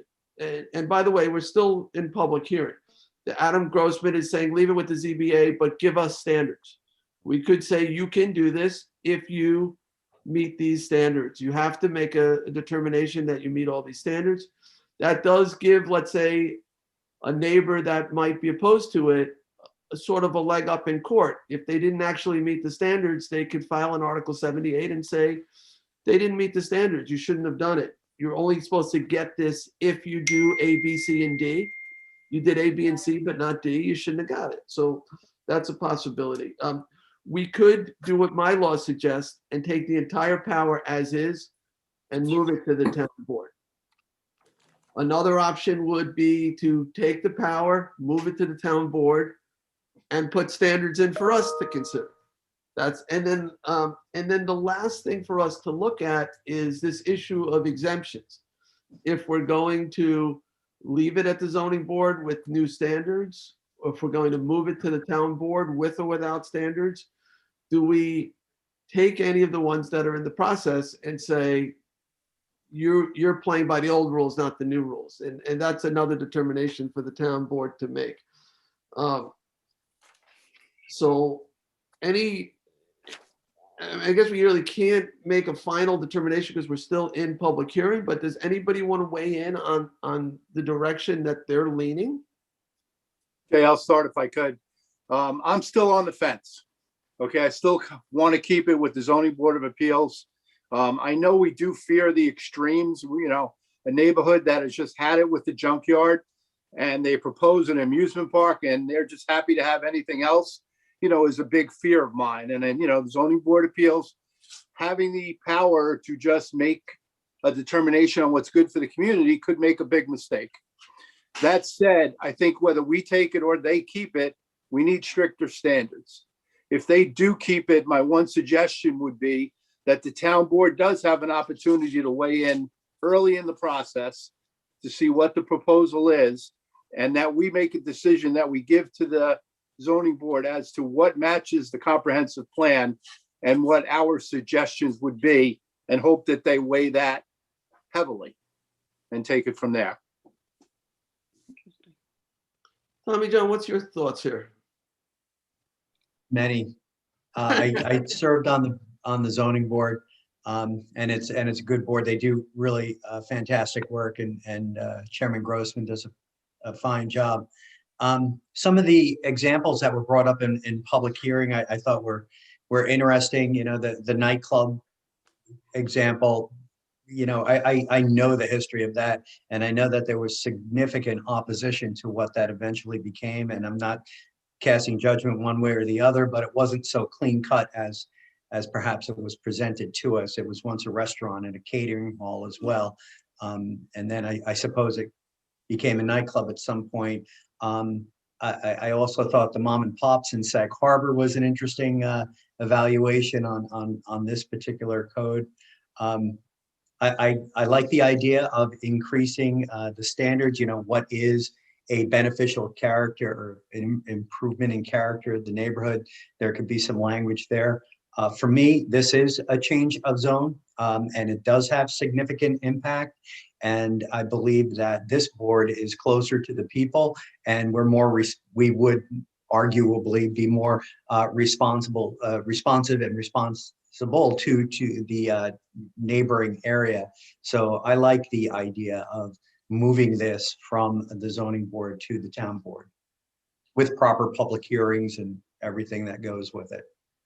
Could there be two options where we move future applications to the town board and we leave current applications with the ZBA, but with standards?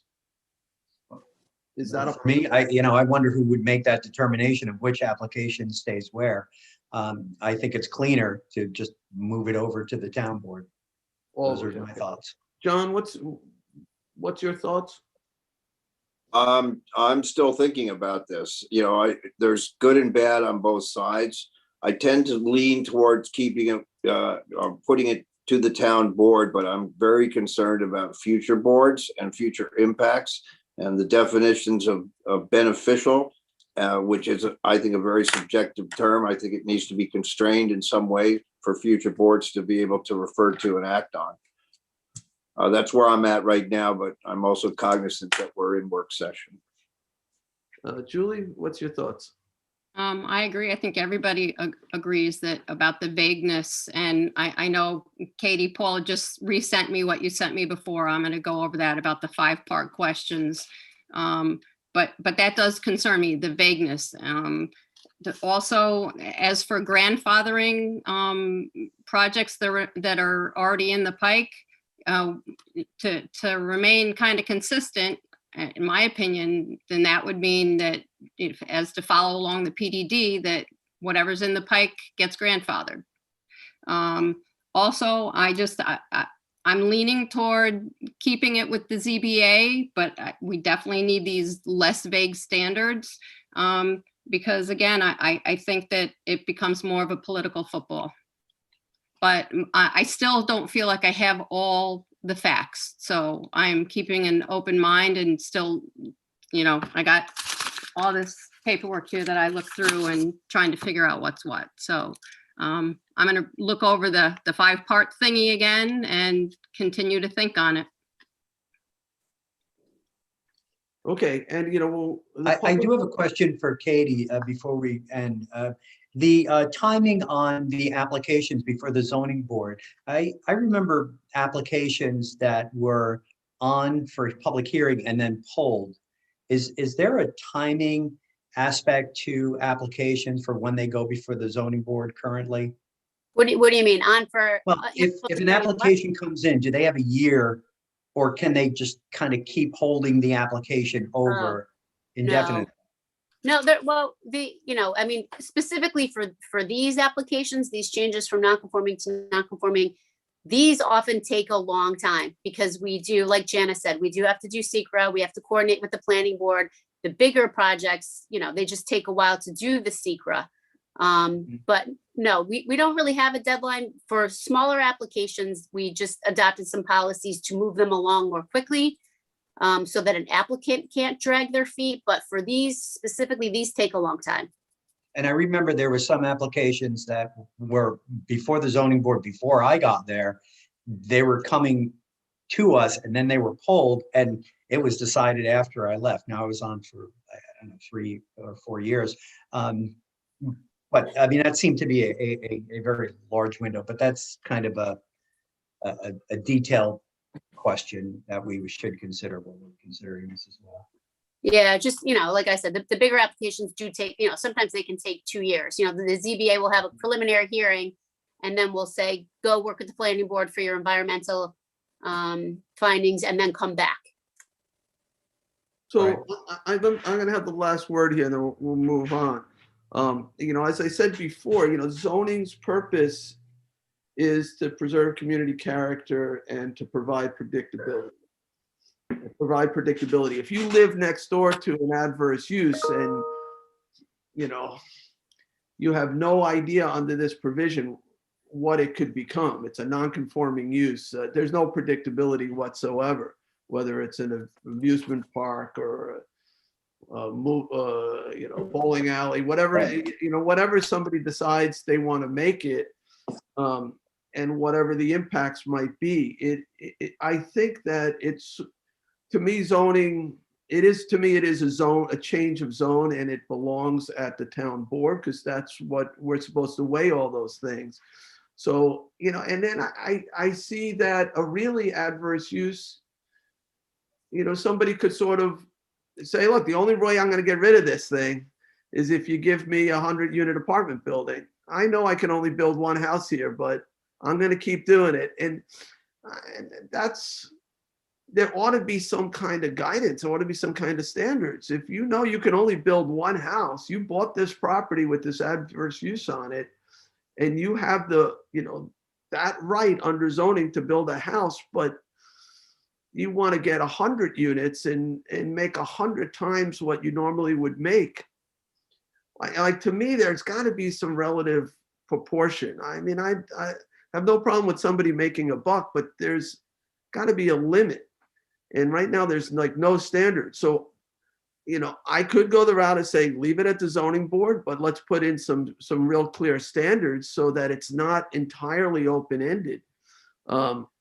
Maybe if the use is so different, maybe it should come to the town board, because then it really has to be looked at as a zone change. So, I still want to continue the public hearing and think more about this, but I am concerned about how it is now. And the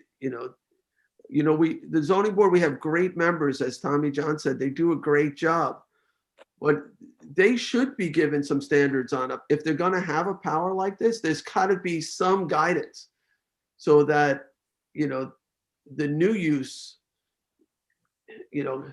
can't end up being a significant problem. And it, for traffic or for light pollution or for noise, whatever it might be. There's a lot of considerations there. And it's a lot of power for the zoning board to have.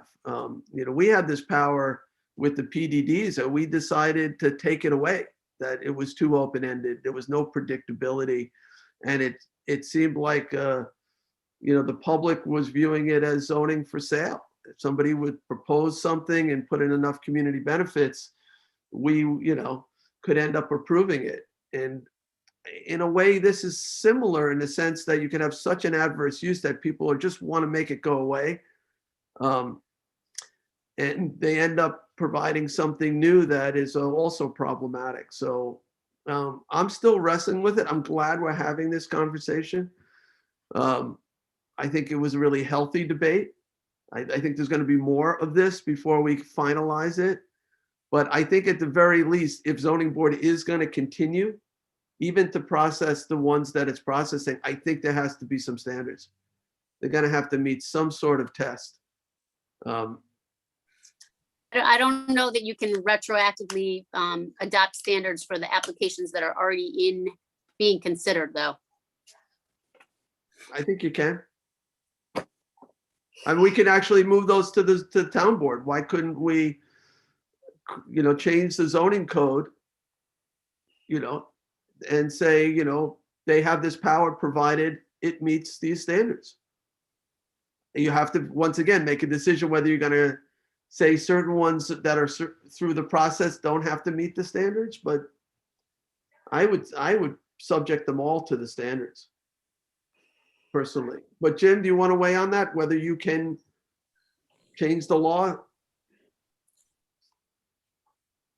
Jim, I've got you frozen. It's a very stern look. You're not moving. No, he's frozen. He just texted me. He's having problems. I would just mention, like, the with the ZBAs, the usual thing is, well, it's a residential zone and we're going from, X to a multifamily or high density residential. And typically in the town board's deliberations on zoning changes, you say, oh, Jim's back, I'm sorry, but you say, well, we'll elect to consider this, but no more than this density. So you might want those standards, like a density standard. Sorry about that. Yeah. Jim, I think you probably froze up again, or it's just maybe something I said. And I didn't. I could call you, Jim, but even your audio is having a problem. A little bit, but You keep freezing with the same face. It's kind of interesting. Jim, we're having problems with your audio. I'm gonna call you, okay? Yeah, that's fine.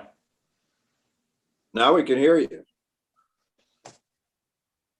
Yeah, I'm good. Yeah. I can hear you. Oh, yeah. Can you? Hi, Jim. All right, so shut off your volume on your computer.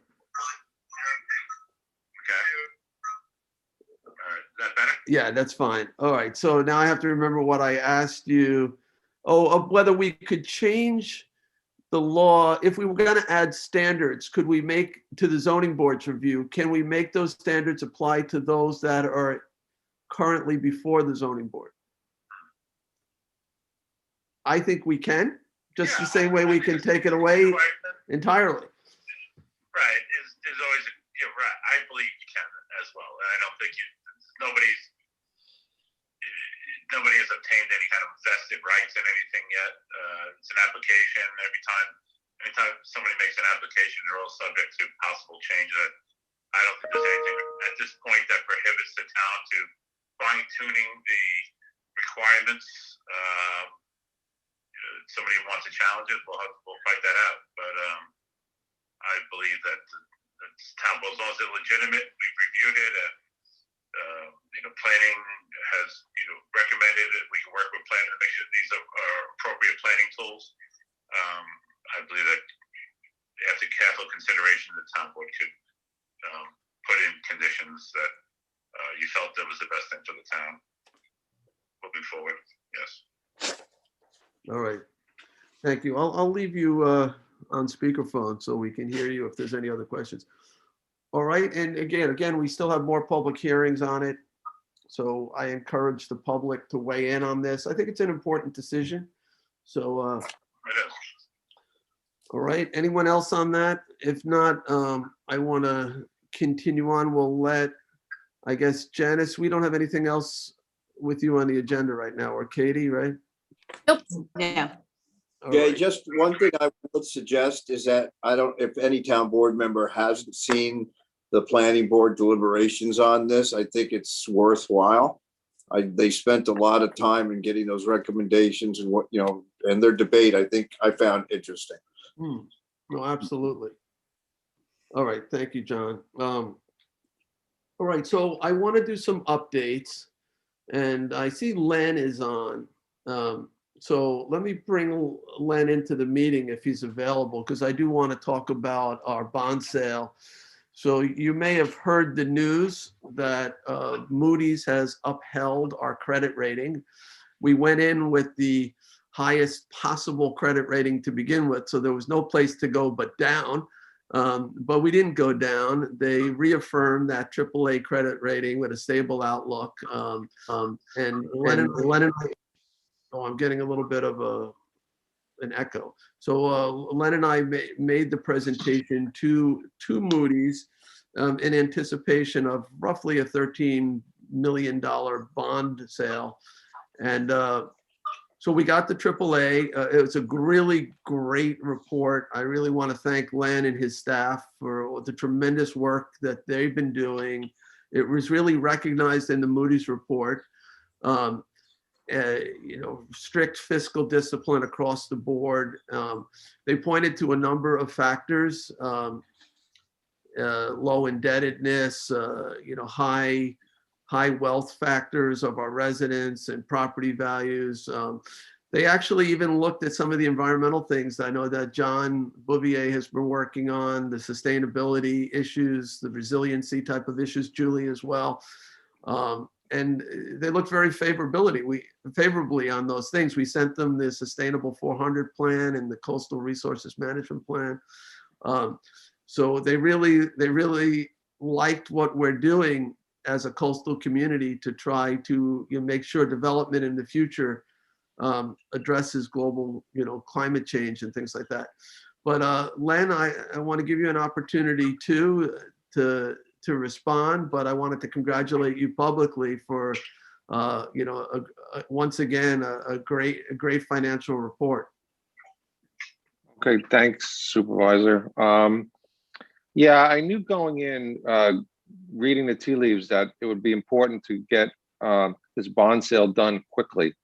With all of the federal stimulus money that's out there, I just think that somehow, as time goes by, interest rates are going to rise, inflation is going to increase, and the quicker we can lock in the borrowing, the better off we'd be as a town. That's why I had you guys consider that local law change, and we enacted that. that allowed us to go out earlier. And as a result, I sent everybody an email yesterday. This bond sale came in at 1.26% on basically 20-year bonds, which is about as cheap as anybody's going to get for borrowing money. So, you know, we've enjoyed, and the whole town will enjoy the low interest rate that we've locked in, including the purchase of the West Hampton Community Center. So that was a good deal. That's a lot lower than my projections for debt service on that building were. So, I mean, it's How much of a savings does that translate to? Was in your email. Yeah, well, it'll be almost over 1 million, you know, conservatively over 1 million, and over what we would have last year when we went out to bond sale, we thought we did really well, and that was at 1.8%. And so I was really happy last year at 1.8. So this year coming in at this number is significantly lower, a lot lower. So when you're borrowing, excuse me? I said 1.8 is fantastic. Yeah. So when you get 1.26 on $13 million of debt, you basically, really, when you talk about inflation over 20 years, it's like free money almost. You're just really paying back principal. So I was really happy about that. And I think the people in the future years here in the town are going to really appreciate what we've done, especially since we've acquired some quality assets, and they'll be there forever and they'll continue to increase. So, you know, it is a time you don't really want to increase spending, but if with low interest rates, this is actually a good time to invest in infrastructure. I mean, that's kind of the stuff, not, you know, that I want to invite you folks to come up with some more ideas, but it is a good time. It is a good time to pay for these long, solid infrastructure projects. Len, in terms of debt service, we're pretty level year to year. Just, you know, what affects the taxpayer is when, you know, we have to collect more in a particular year to pay off the principal and the interest. But what the residents ought to understand too is that every year we're retiring debt too. We have these 15-year notes that we no longer have to pay anymore. The money's all paid off. So we do borrow money at the same time we're retiring debt. And so the amount of money that we collect in taxes that goes toward paying the principal and the interest on the town's borrowings is pretty level, right, Len? It hasn't fluctuated too much. Well, yes, that just doesn't automatically happen. I know sometimes I make my job look too easy, but I'm simplifying it. But go ahead. Yeah. This is when you have a bond, when you have a $13 million bond sale, there's different maturities, different lengths of payback. You have to couple that on top of what's existing outstanding in our bonds. Then you do some projected debt service over the next 3 to 5 years, which I always do. And then I'm projecting out where our debt service requirements are going to be for next year, the year after, the next year. And then I can adjust how I want the bond sale to amortize based on what my needs are. So then you go back, you work backwards so that level debt service doesn't just happen. It happens because you plan it to happen. And somebody sitting in my chair does their job. When you don't, you have big fluctuations and big bill, you know, whatever. It doesn't work out the way it's supposed to. And the way Moody's says our finances are run the way they're supposed to be run. Do we have any higher interest loans that are callable? We actually have one that's going to come due in September, but remember the tax laws that changed 2 years ago didn't allow for advance refunding, because otherwise I would have done that. That's why I said callable. So yeah, no, we're going to look at this in the fall when it's due. Because if we're going to be able to borrow at, let's say, 1.26, and we're currently have debt that we're paying, let's say, 5 or 6% on, just like somebody refinancing their home, it may make sense to refinance some of that old debt if you're allowed to without penalty. So that's, I'm sure you're looking at that. Yeah, no, I'll be back later on in the year. Well, we'll have to see where interest rates are, we can't refund it right now. So when it's available, I'll be bringing it back. Tommy John, you had something? I do. I know we have a number of capital projects in the Hampton Bays Water District. Many are ongoing. Some are in the hopper for the future. Should we be borrowing that money now? We are. Well, we talked about that at the public hearing about a year ago, or maybe more. I don't remember.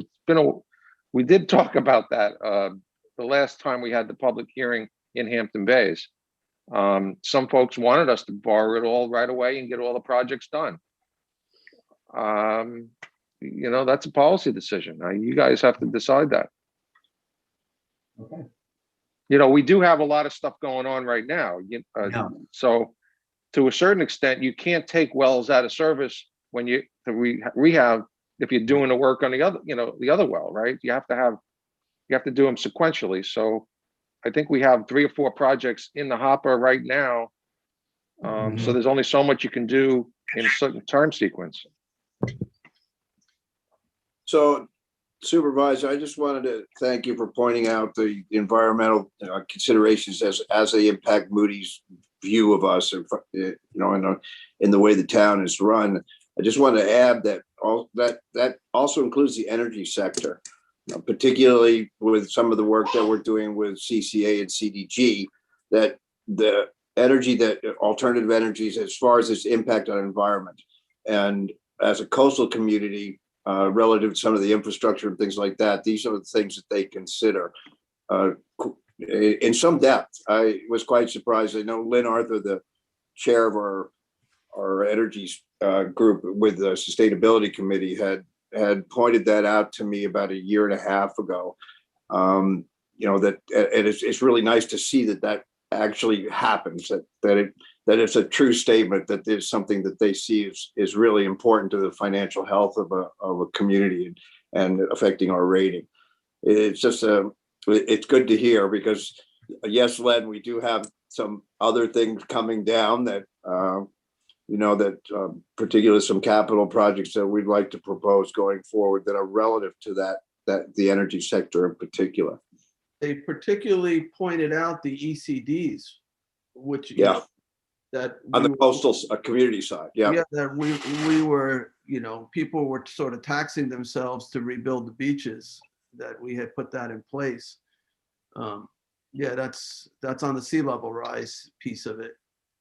But it's a much bigger sector that it might appear when you first talk about it, because there's so many things that are related to environment, in particular. I think it's some of the things that they consider that are relevant, particularly to coastal communities. So our investment in that, I think, is important, particularly the energy sector, and that gets to infrastructure. All right. So anything else on the credit rating? All right. Well, thank you, Len, on that. So Thanks, Len. Thank you. I want to change topics. I'm not sure how much we can talk about in open session, but obviously everybody saw in the news yesterday that the Shinnecock Nation announced their intentions to build a Class 2 gaming facility at the Shinnecock Reservation. They are proposing a 76,000 square foot building with 1,000 video lottery terminals. Not so different than Jake's 58 in Islandia. On the reservation itself, with a partner, I think they're called Tri-State or something like that. And they're talking about breaking ground in as early as this summer. I've been getting obviously a lot of press calls. It is obviously complicated because it is at the reservation itself. I'm obviously upset that they're pursuing this type of development. as part of their economic development. And, I'm deeply concerned about the traffic impacts should they actually progress this, as well as the environmental impacts. As you know, they had proposed something like this back in 2007 on the Westwood property, and the town ended up in litigation over that, a lengthy and expensive legal battle.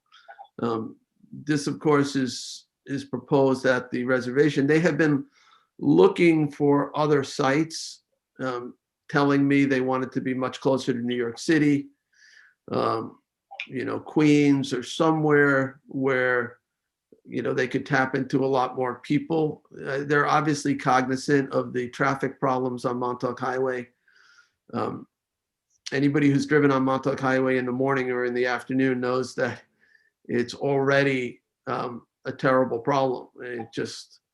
It's heavily backed up with the trade parade. I don't understand on an economic basis how a use like this could survive at this location when, how do you get there? How do you get there when you could go to Jake's, But, it's their decision, but it certainly is a serious issue for the region. If this progresses, you're taking a bad situation and making it significantly worse. So I don't know, we're obviously going to talk about this in executive session and see what our options are. There is a federal approval process similar to SECRA. There's a NEPA process. There'll be, environmental concerns and traffic concerns vetted at that level. But, I'm obviously very upset that, we're facing this. I do respect the sovereignty of the Shinnecock Nation and certainly respect their desire to improve economic conditions. I've always said I hope they pursue economic development that has broader benefits to the community. I see this as just the opposite of that, and that's unfortunate. But we'll talk about it more in executive session. Does anybody have any questions about this issue? It's really, I'm just sort of using this as an opportunity to make sure you're all aware of it and to set the stage for an executive session. But if anybody wants to comment, you're welcome to do so. Jay, just the fear of traffic. I mean, Hampton Bays is the closest full exit to where they're going to get off, and it's going to be a total standstill in Hampton Bays. It's bad enough now. I mean, it could realistically ruin the tourist season in the summer. I mean, the traffic, even if they went, they can't go the next exit and come out by CPI. They can't, it'd be tough to come through the college. I think Hampton Bays downtown would become a parking lot. The traffic would be horrendous. Yeah. There's, a hope that another site can be identified. The problem is every other site requires state permission, and this site doesn't require, or may not require any local or state permission. So they're picking the one spot where they feel they can absolutely do it. But if another site could avail itself that was a better spot and could get the support it needed, maybe that's the approach here, is to get all the forces aligned to have it located in a different area. It would be very bad for the region if this actually happens, I believe. I can't state that any more strongly. I really do. I really think it would be it would be devastatingly bad. As you said, Rick, downtown Hampton Bays already has traffic issues. And if you have people coming off the exit at State Route 24, making the left going through downtown. Yeah, it's a real problem. Tommy John, it looks like. I have some comments. This type 2 casino would be in addition to the dispensary that is being proposed on the nation's territory, which is federally recognized. And then also there was talk about of the gas stations and convenience stores on the Westwood property, as well as the monuments that have gone up. Is there any, have the Shinnecock Governing Board indicated like all of the projects that they are interested in developing on their Westwood piece, as well as their reservation? Well, Because I hear, you know, like we hear things like kind of piecemeal, you know, first it was the monuments and then now the dispensary, and I think I got that right. And now the type 2 casino, and I just would like a more global view of you know, what their plans are. And I was wondering if they had shared it with the state or. I don't know the answer. I don't know the answer to that. They've I guess I'm about, asking for that. they've Yeah. talked about a number of different things Yeah, at the Westwood property and at the reservation itself. right. And it seems to sort of be a moving target, but they have talked about gas stations at both properties, Mhm. Westwood and the reservation. They've talked about the medical marijuana dispensary. I don't know what's the status there is. So, you know, it's really, that's a question for them. And, you know, we can ask them to lay out all their plans if they're willing to do so. I don't know how far we'll get. Okay. I mean, we support their economic initiatives to improve, you know, the GDP of the folks in the nation. Absolutely. I'd just like to see the, you know, what, as a town board, as a council person in Southampton town, it would be nice to know, you know, what the end product would be on those two pieces of property. I will convey, if you wish, the board's desire to get a sense of what all their plans are economically. I just don't know that we'll get that answer, but I'm happy to forward that. Because there's a considerable amount of planning that would go into any of this, even if it's not on our territory and we have no say, we still have to make, you know, there are planning considerations. One of the first things that comes to mind is ambulance and fire. You know, if such a facility went up, I mean, that is, you know, the fire department and ambulance are going to need to, we're going to need to provide services for that in its current state, as it is now. Same with the Westwoods property. So, you know, there are a lot of considerations there from the surrounding community, even to support such a. Years ago, there used to be some federal money that would come to I think the fire department to help assist in paying those costs for providing those services on the reservation. I don't think that money currently exists, so that's an interesting question. Either ambulance as well. And we know the Southampton Ambulance Corps goes from Tuckahoe all the way to Watermill and North Sea. It's a large service area, including the nation. All right. Anyone else on this? All right. You know, are there any other updates? That's a big one, I know. So,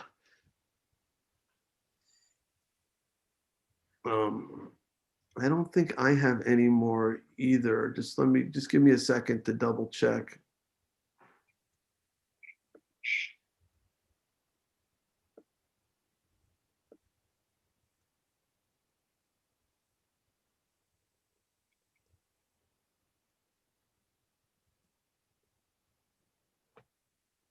Yeah.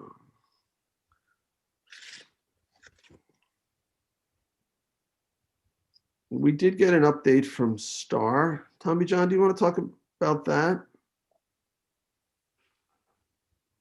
Sure. I shared with the board yesterday plans that the Aquatic Center had distributed to us, and they are looking to kind of clarify with the town, you know, how we move forward.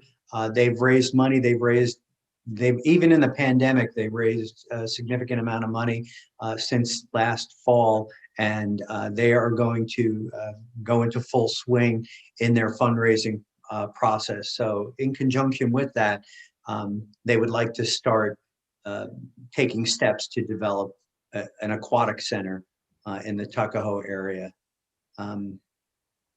So we met with them yesterday, and so we're going to continue our meetings with them to identify like the building and site plan and what the town is going to do and what they're going to do. It's their application, but in order to bring this application forward, they need to work with our planning department as well as the town board on how this would move forward. They're looking for some confirmations as to what we're willing to, obviously we're bringing the land to the table. They also would like us to waive building fees, planning fees, which I'm certainly willing to do. They would like us to do some archaeology on the site just to make sure, it may have already been done, but we do have the town archaeologist, so maybe that's something that we could do. And the one intersection we're already working on studying, the one at McGee and County Road 39. But other than that, they're going to have a lot of costs associated with planning and architecture and design and conducting a full review of the project. So, and then I know, Rick, you and I had a meeting with the Parks Department about getting things up and running and concerts at Good Ground Park, and what this summer would look like in terms of beaches 50% or whatever it is. Rick, do you want to talk a little bit about that? Yeah, so I was, happily she reported that the field use permits were going through.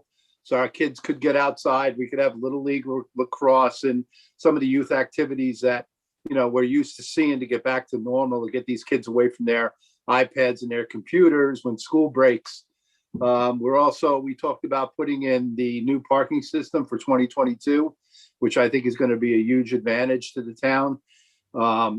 We did talk about the concerts in Good Ground Park and what the capacity could be and when we could start booking bands. We're probably looking, I would think, Jay, to the end of July. So an end of July, August maybe schedule with a reduced capacity. And some of the things that we're used to seeing in the summertime to get back to some semblance of normal now that the state has been upping some of the numbers and allowing a little more gathering in some of these entertainment venues. We also talked about being able to get your beach permits online, right? They're putting that in place this year. So you'll be able to do that entirely online. You won't have to come into town hall to get a permit. And we also talked about limiting beach parking stickers once again to only residents and non-residents who had a lease, right? So within the town of Southampton. Right. So, which worked tremendously well last year. and then also, allowing the day passes during the week and maybe on the weekends as well in certain beaches. So somewhat at Kristen's discretion. So, we're going to make some decisions about, well, I like the activity center. We're going to keep that at 50 person limit at the moment, to conform to the state, but that may change. The state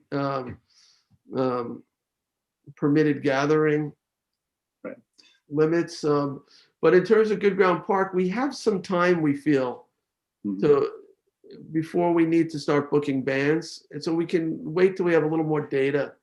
Right. And then, we can start slow and add in more and more days.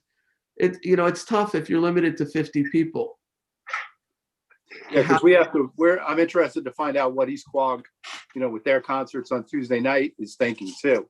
Because they were early to cancel last year, where we struggled almost bi-weekly trying to keep it, going, and it never happened last year. So I'm interested because, everybody's accustomed to Tuesday in East Quogue, Thursday in Hampton Bays. They have their little entertainment for the week. We also talked a little bit about lifeguard training. It's a little challenging when all the pools are closed to get people certified for ocean. But they're going to be doing it Tiana Bay, right? Rick? Yeah. They better be ready. It's going to be cold. Yeah. So they'll be doing a little in the bay and they'll take their actual ocean training in the ocean. So they'll be dual certified. And according to Kristen, we're lucky. We have plenty of lifeguards coming back. We're training for other places. So it's a nice thing. It's always good to have more lifeguards than not enough. Yep. All right. Anybody else have any updates? No, but I want to meet those kids that do that lifeguard training in the bay early this year. Those are the people I want watching my kids. Let me tell you, I have firsthand knowledge of that. So for executive session, let me see. Does anybody have the agenda in front of them? Yeah, we have acquisitions, we have some contracts and confidential legal advice. All right, acquisitions, contracts, and confidential legal advice. Okay. So I'll make a motion to end our work session. We'll go into executive session on those items. We'll do that by telephone. You all should have been provided a call-in number and passcode. So I'll make a motion to end our work session and go into executive session. That'll be immediately or 12:30? 12:30? Yeah, well, we had